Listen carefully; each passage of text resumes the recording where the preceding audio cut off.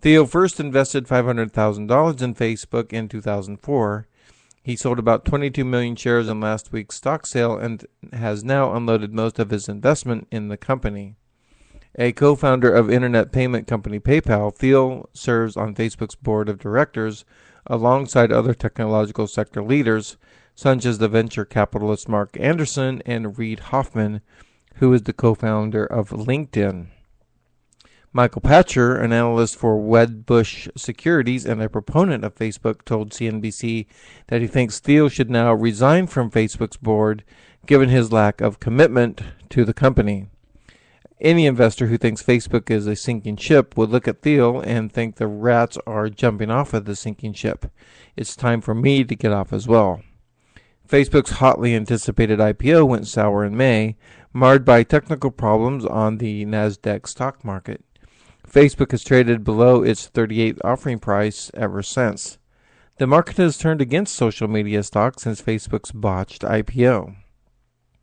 A report in the Wall Street Journal this week said some of the early investors in Daily Deals website Groupon are selling their stakes in the company, adding to a general lack of faith in companies that have led an expected new internet boom.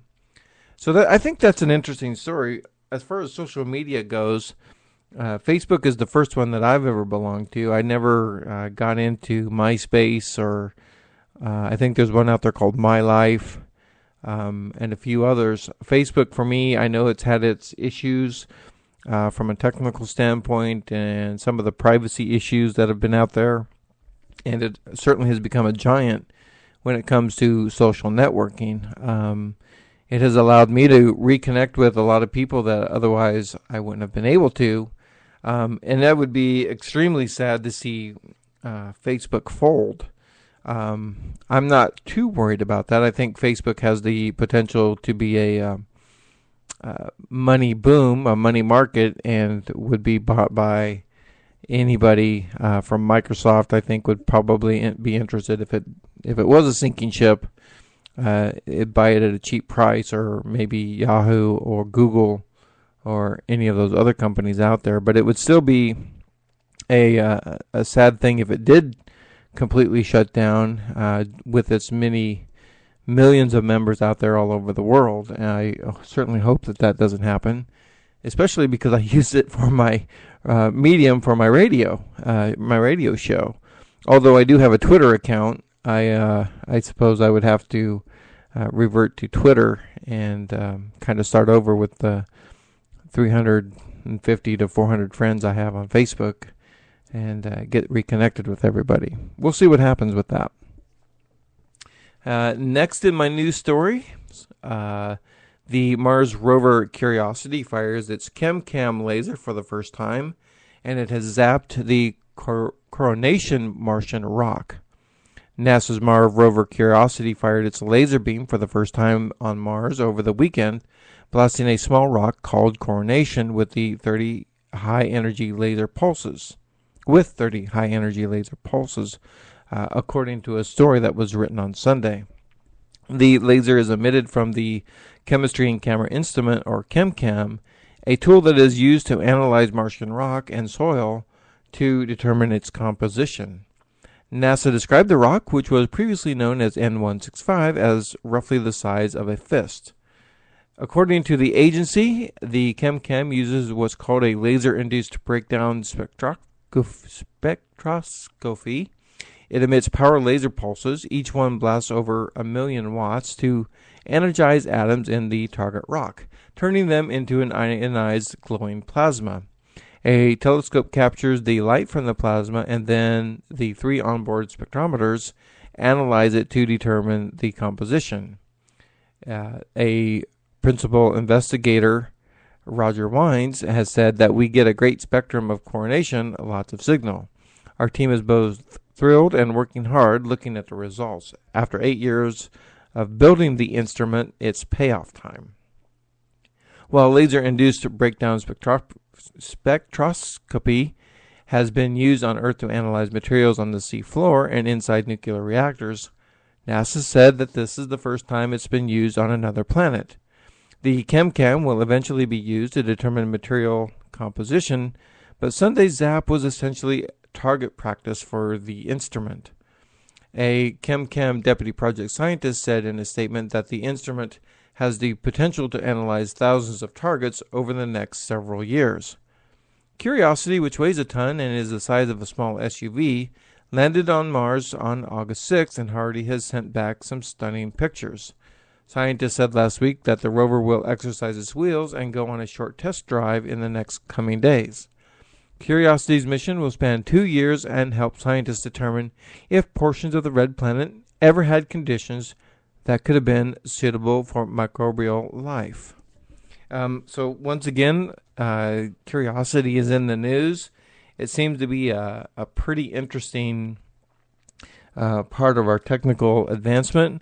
Now, this goes into another subject matter that I strongly believe in, and that is this.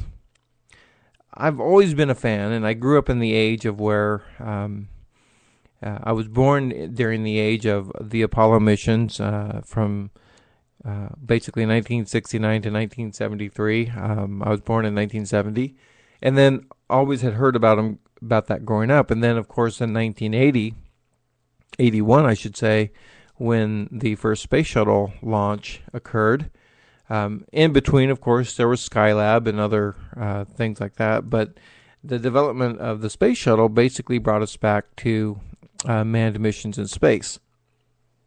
I've always been a proponent that we should be a part of that humanity is a species of exploration, and there's nothing better than our own growth than when man explores. And it goes back to from when we first walked across the Great Plains of Asia or in Africa to when we decided to cross bodies of water and then eventually the oceans and eventually reach out into space. I think it is a testament to the human spirit, and I will always be for that. However, Carl Sagan has once said that we should, until technology has allowed us to reach out further, that the probes and robots and rovers that we've sent out have been more beneficial to science than man's exploration, and I'm beginning to wonder if that isn't necessarily true. Of course, we have Voyager 1 and Voyager 2, which have extended their reach far beyond the solar system, and we've had the Venus probes, the Mariner probes. We've had the Viking probes, which first landed on Mars in the 70s, and we've had many other probes going to Jupiter, Saturn, and exploring the moons of those two planets as well. And I think we've certainly gained a lot scientifically when it comes to those probes and the advancements without the risk to human life. But there's risk to everything, and I think we learned that tragically with the Columbia accident and with the Challenger accident in 1986. We also lost 3 astronauts during the Apollo 1 fire that occurred on the launch pad. And Russia has certainly had their share of tragedy with manned space flight, but I don't think that means we should give up on it. I don't believe we should give up on it, and we'll see what NASA comes up with next. I am pretty excited about Curiosity. It was interesting to watch the landing, and it was, again, one of the, and I've said this before on the show, it was one of those things that I was on the edge of my seat with, and I did not expect it to work, but it did. And here we are, and we'll see what we find. A lot of people ask themselves, I think, what's the point? What's the purpose of this X amount of dollars spent on sending Curiosity to Mars? And I don't have the exact number, but whether it be, $90 million to $2 billion, what's the point? Well, it's kind of the same thing with the International Space Station. Not only did the International Space Station cost a lot of money to build, but it costs a lot of money to maintain. But we have gained so much from the International Space Station, from medicine and nuclear technology.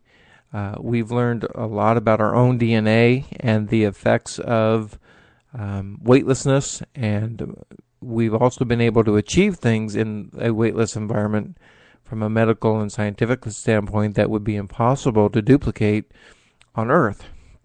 So I think with a little bit of an open mind and some research, if you have any questions about that, you certainly can look that up online. But don't get hung up, I should say. I'd rather say don't get hung up on the money aspect of it, because the benefits of what we've learned in the last 20 to 30 years in our time in space and space travel and the experiments that we've conducted far benefits and outweighs the amount of money that's been spent on space flight and NASA's budget. NASA's budget obviously is regulated and looked upon with careful scrutiny by Congress. And, there's no argument, of course, that money could be allocated elsewhere, but I would rather see it be allocated for pure scientific research than the development of other things, which I won't get into from a sociological or political standpoint here today. But I'd love to know what you think about it. Again, you can message me on Facebook anytime that you want, and that's my little soapbox for the day. It is now 12:27 p.m., 27 minutes into the show. I hope you're enjoying it. Time for a little bit more music. This is going to be Rush with Red Tide.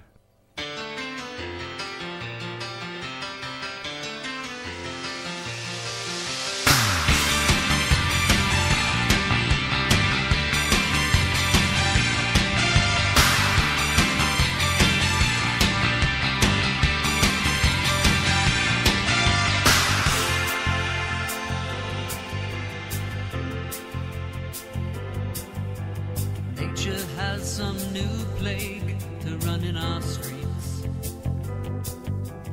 History, some new wrinkle we are doomed to repeat. Fugitives at the bedroom door.